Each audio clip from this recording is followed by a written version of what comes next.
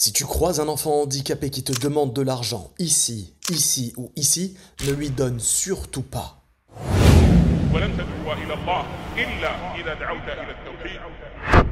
Dans les années 90, il y avait la face apparente de la Mecque, mais aussi la face cachée, malheureusement. À l'époque où ce voyage était encore celui que l'on considérait comme le voyage de sa vie, beaucoup de familles rentraient auprès des leurs, que ce soit au Maroc, en France, en Belgique ou au Sénégal, mais ils ne disaient pas tout ce qu'ils avaient vu là-bas. Ils ne racontaient pas tout ce qu'ils avaient vécu de traumatisant et de choquant. La superficie du territoire urbain de la Mecque, elle est de 3 à 5 km², soit environ celui de la ville de Chamonix, qui compte, soit dit en passant, 9000 habitants. Alors que la Mecque, elle, reçoit 3 millions de visiteurs simultanément. 3 millions de visiteurs qui ne sont pas n'importe qui. C'est des pèlerins qui sont généreux et qui apportent avec eux de l'argent en liquide.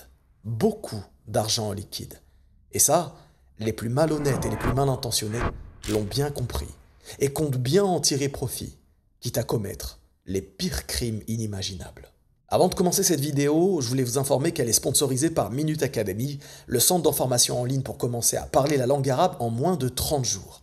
Le principe est simple, apprendre l'arabe en regardant une série, juste en écoutant et en répétant sans avoir à savoir lire et écrire. Si ça t'intéresse, la formation est en promotion et le niveau 1 est offert pour te faire ta propre idée. Tu retrouveras toutes les informations utiles en description. On est en 1997 et cette jeune fille que vous voyez s'appelle Bilqis. Elle est originaire d'Inde et ce qui va suivre est à peine croyable. Ce qui se passe, c'est qu'elle a été remise par sa mère à un gang de trafiquants de mendiants contre une somme de 150 $. Cette fille, qui initialement ne devait faire que la Manche en Inde pour une courte période, se retrouvera alors mutilée et envoyée par des trafiquants en Arabie Saoudite. À cette époque, on estime que pour la seule zone du Bengale, entre 300 et 400 enfants étaient envoyés annuellement vers l'Arabie Saoudite. Pourquoi faire ? Eh bien pour mendier et rapporter un maximum d'argent aux gangs des mendiants. Mais l'Inde n'était pas le seul pays concerné par ces gangsters. D'autres étaient envoyés du Soudan, de l'Égypte, du Burkina Faso, du Burundi, du Yémen et de très nombreux autres pays du monde. La Mecque est à cette époque un rêve qui se réalise pour quiconque y voyage dans le but d'y réaliser son pèlerinage. L'économie de toute une vie investie en l'espace de quelques jours, imagine-toi. Les voyageurs proviennent du monde entier et tiennent absolument à revenir avec des souvenirs pour leurs proches.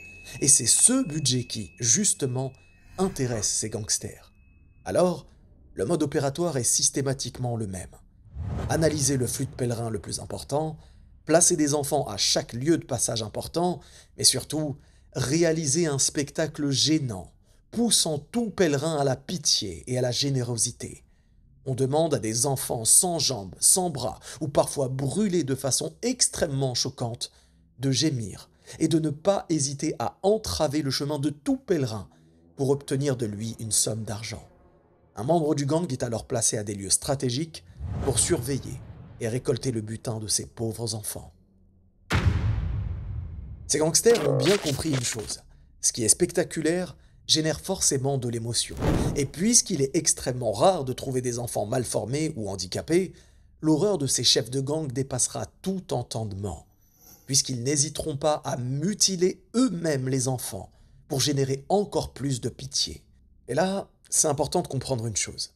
Il existait des chefs de gang d'origine égyptienne, indienne, pakistanaise, qui se concurrençaient dans cet exercice. Et pour justement obtenir les meilleurs rendements, ils surenchérissaient encore et toujours l'horreur envers des innocents enfants. Les pèlerins, souvent présents pour cette seule et unique visite dans ce pays, n'avaient même pas le temps de réfléchir à ce qu'il se passait autour d'eux.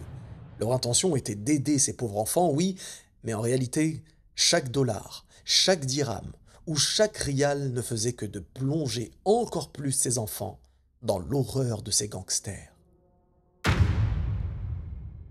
Les enquêteurs saoudiens rapportent avoir constaté les mêmes malformations, brûlures ou amputations chez des enfants recueillis au même moment sur des lieux différents les uns des autres, témoignant ainsi d'une organisation structurée et hiérarchisée. L'organigramme fait, lui, froid dans le dos. À sa tête, il y a toujours un chef de réseau, un commanditaire, d'origine non saoudienne mais bénéficiant souvent de protection, de financement et de corruption. Viennent ensuite en dessous de lui, en tant que bras droit, les coordinateurs régionaux qui assurent le transport et la recherche locale.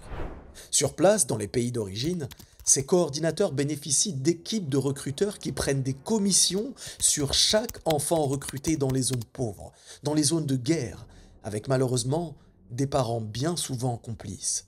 Sur place, encore une fois, sont alors présents des médecins complices et des mutilateurs qui amputent, brûlent et défigurent. Parfois, en l'absence de médecins, ce n'est ni plus ni moins que des vétérinaires qui endossent ce rôle, ou même des charlatans. Arrivent ensuite des passeurs et transporteurs qui acheminent les enfants via des frontières poreuses ou avec des faux papiers ou des détournements de visa. Une fois sur place, et avant de se rendre sur le terrain, les enfants sont confrontés à des formateurs instructeurs de la mendicité qui leur apprennent à susciter la pitié, à pleurer, à gémir, à simuler un handicap ou pire encore, à réciter faussement du Coran. Imaginez-vous, ce noble livre, ces nobles paroles d'Allah contenant la raison même de notre création qui est le tawhid, utilisées à des fins diaboliques dans le but de tromper les pèlerins. Enfin, tout en bas de la hiérarchie, figurent les contrôleurs de rue, les surveillants, qui collectent l'argent chaque jour, mais surtout surveillent la loyauté des enfants en les menaçant et en les intimidant. Très rapidement, dans le milieu des années 90, les autorités saoudiennes constatent une recrudescence de la mendicité, des plaintes, mais surtout des sollicitations des plus grands savants du royaume sur la nécessité de trouver une solution durable à cette situation. En parallèle, pendant cette période, d'autres fléaux commencent à s'introduire sur le territoire saoudien, parmi lesquels figurent la prostitution, les drogues, l'alcool et d'autres contenus illicites. Alors, il fallait agir vite, et même très vite. Il était question de sauver des vies d'enfants sur le point de rejoindre le territoire sacré.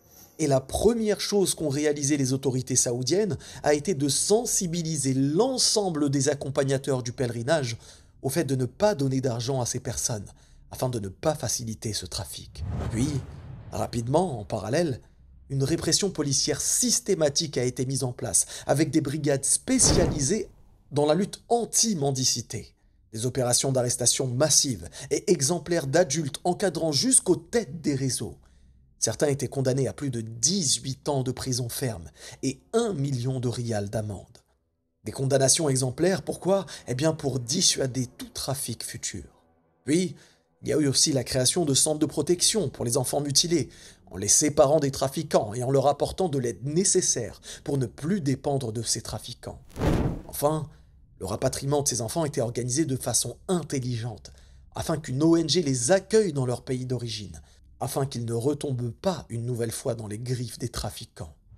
Et c'est ainsi, fort heureusement, qu'en quelques mois à peine, la mendicité d'enfants étrangers à la Mecque a drastiquement chuté. Cette enquête doit aujourd'hui nous pousser à prendre garde à nos propos, lorsque nous disons par exemple que le Hajj est trop cher ou que nous nous demandons où va cet argent du pèlerinage. Nous savons que l'intégrité des pèlerins est une priorité absolue pour l'Arabie saoudite, qu'il s'agisse d'infrastructures, de santé, de sûreté ou, justement, de sécurité lors de leur séjour. Le défi énorme qu'était cette mendicité horrible est, par la grâce d'Allah aujourd'hui, du passé, alhamdulillah. Mais un autre défi s'ouvre aujourd'hui, beaucoup plus grand, beaucoup moins palpable, celui de la mendicité en ligne sur Internet et sur les réseaux. C'est ce que nous verrons, bi'idnillah, dans un prochain épisode. Si tu as aimé cette vidéo et que tu ne fais pas encore partie de l'aventure Minute Islam, n'hésite pas à t'abonner. On publie des vidéos toutes les semaines avec une science bénéfique, mais surtout en parlant de Tawhid. Je te rappelle que cette vidéo est sponsorisée par Minute Academy, la formation en langue arabe pour apprendre à parler en regardant une série. Toutes les informations sont en description. Je te dis à très bientôt, Inch'Allah.